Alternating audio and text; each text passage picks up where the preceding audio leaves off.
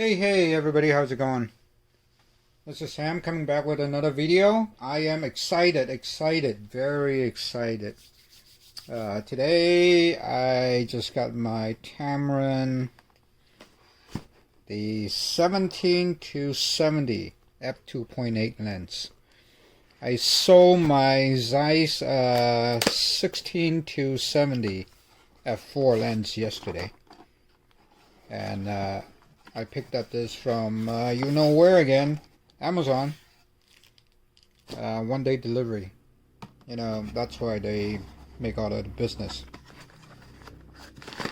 So here we are. Let's open this thing up. Wow, this thing is packed tight. I am so excited. I want to get this lens a while already, but I wanted to sell the other lens first. It was, of course, I mean, it was in no rush. I just wanted it. It's a 0.28. Who doesn't, right? And the price is just right at $800. Can't beat it.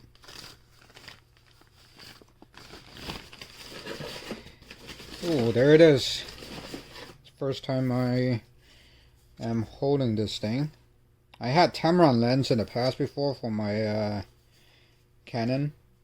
They are pretty well built, but now the builds are actually even better than before. So we got this very good lens cap, plastic, but it's a very hard plastic. This is the lens. The feeling of it, oh, I like it. I really like it. It feels very good. Although it's plastic, but it's very solid. It feels very solid. So we got that back cap. Well, this is a heavy back cap. That's the back. Thick. The hood. Very thick. The lens. And it extends out. It's actually pretty long. You know, I don't like the length, but what are you gonna do, right? I can bear with it because it's a 0.28. I can't complain on a 0.28, and this is a 17 to 70 millimeter. Technically, it's about a 25.5 to roughly about 105 millimeter in equivalence at what the 0.28 aperture. So you get 0.28 aperture of light. So that's a biggie. So the Zeiss is also, you know, a 16 to 70. I like the focal length, you know, but the other lens is roughly about this long. So this is a bit longer. But again, you know, I can definitely work with that. It's a 0.28. Here's my camera. This is the 23 Veltrax that I picked up not too long ago. I really like it. I like the 35 millimeter equivalent. But you know, prime is prime. You have to zoom with your feet, but sometimes it's just not in a reachable distance. And a lot of time with my previous size 16 to 70, I have it on my camera most of the time. So technically, I guess this lens would most likely be on this camera for most of the time, and it fits in very well. Now the balance, I can tell you, it's a little front heavy due to, you know, the length of the lens. And this thing also has VC, so vibration control, image stabilization, if you will, on the lens. So you know, you can't ask for any more than that for $800 lens. There's a lot of YouTube reviewer out there with much better content, quality, and, you know, all the tech stuff. But for me, you know, you can get those from there. I'm just gonna go through, you know, the lens that I have, what I like about it, what I want to use it for. I take pictures of a little bit of everything, so you know, I'm not really specific on something. So, but this lens, you know, just because it's a 2.8, you can pretty much do all kinds of stuff to it. It's great travel lens. I travel all the time with my Zeiss, but you know, now you get an F2.8. I don't even need to bring a prime. I just need to carry this. That's it. That's what I need to do to go with. So, this is a 67 millimeter filter. I did pick up the filter. I picked up a K&F variable filter, 67 millimeter. I'll come back and talk about this thing later and see how well this works and the color and all that stuff. See if it changes color. So anyway, we'll definitely try out the autofocus and and show some image to see how this looks. Oh, just a little bit more. The lens, as far as I know, the minimal focus is, I don't know, when on at the Y end, it's about 7.5 millimeter. That's the shortest distance for autofocus, and when it's in the at the long end, it's a little more than that. At probably, I would say it's a 0.39 meters, a little more than 12, 13, 14 inches on the long end. So minimum focus to me is not very important. I don't really go up to people's face and take pictures. Maybe sometimes at flowers or so. But I have a macro tube to work with that. So anyway, we'll check back with the image and all that other stuff. Oh, by the way, the lens itself is pretty blend. What I mean by that is there's nothing else on here. There's no button, such as the Sony. Sony sometimes has a multifunction button here. There's nothing on here. There's no switch for the lens creeping. I hope, I'm pretty sure it will come out. No, actually it's it's quite tight actually. Yeah, that's how everybody likes it, right? Yeah, it doesn't seem to be creeping. So no, it's good. That's good. There's no I have the other lens that has the switch here, so it doesn't creep out when you're carrying it. So it's good.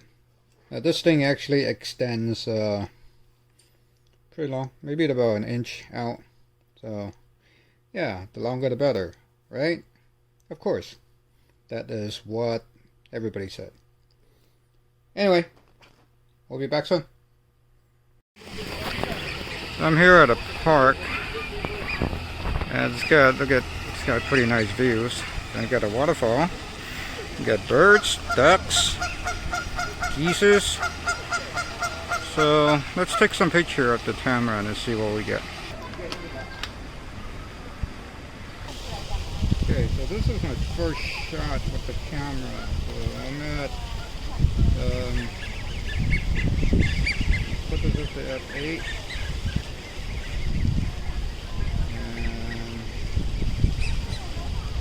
And 200 per second ISO 100. This is at 17 millimeters. And I'm going to bring it up to 35.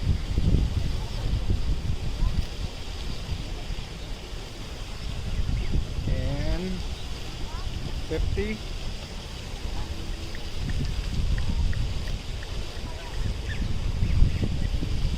And finally at 70.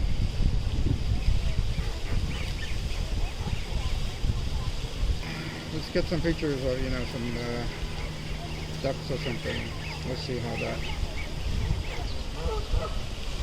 Right now I'm at 70 millimeters. So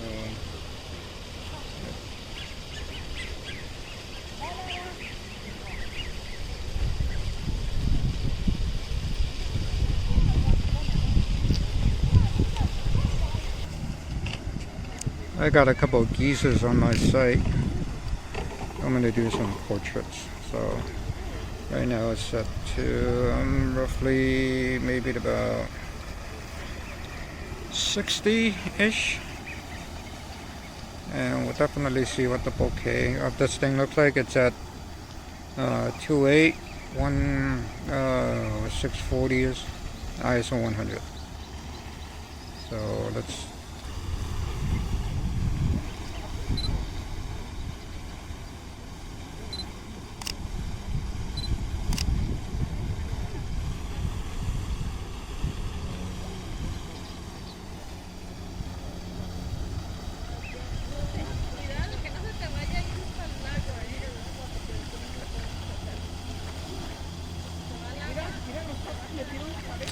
I'll throw this up on the computer and you can see how well this looks.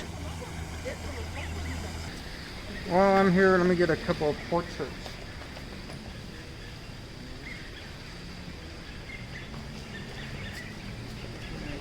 Just stare it in the front.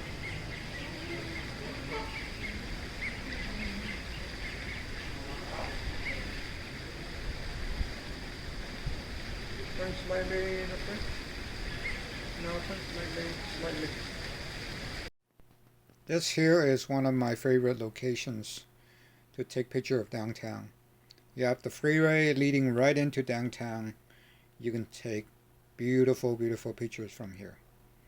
So here I got the camera taking a short video with the Tamron lens on here. And you can see what the quality is like on the Tamron lens itself. So here's the short video. Anyway, alright, let's get some pictures and see what downtown looks like.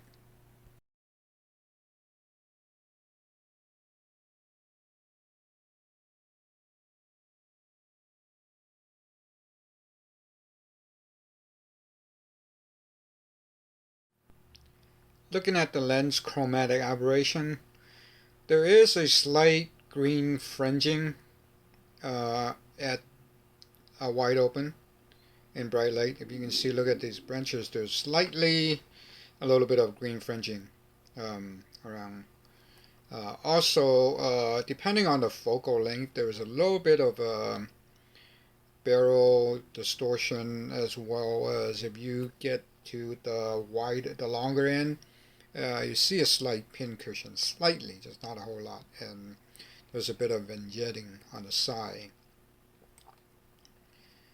And looking at the flares are actually pretty good. Not very bad. It's actually very good. Sometimes the flare actually adds a little bit to your picture. And if you close the aperture enough, the sun ray is actually quite nice. So this lens itself, it's just pretty well controlled. So this is a very nicely built lens all around. Tamron has done a good job. It does have some weight. It is a 17-70 at 2.8 with vibration control. So you can't really ask for them to make it any shorter. I normally don't like to carry a bigger lens than I would. And this lens has a weather seal in the back. There's a gasket, so you do get some water sealing protections.